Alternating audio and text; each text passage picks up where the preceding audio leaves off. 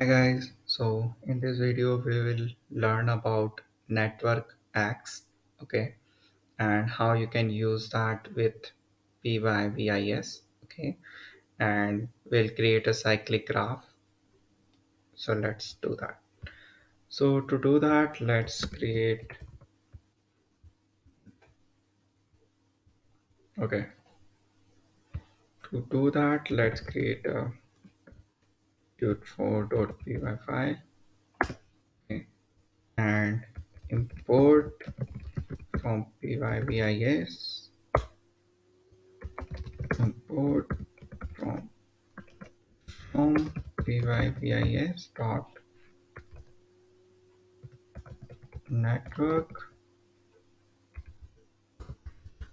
or network, and from let's import network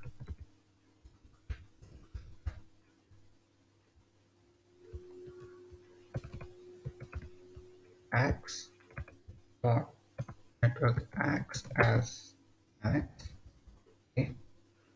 And in main, let's create a network graph annex give me more functionality. So right now I'm using a cyclic graph, okay. I want a cyclic graph of 5, okay, and let's add this to network. So to add this network X cyclic graph to Pyvis, you need to create an object of network. Then the network object, you need to specify what you are getting it. So from annex, we are getting annex graph, okay, and here we'll write it to HTML. So this is tut4.html.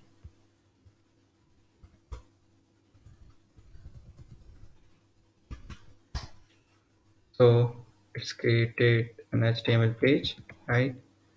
And let's check it out. So you see, we have a cyclic graph, and it's interesting, right? Okay, in the next video, we'll add some more details to it, like how we can add menu. Okay.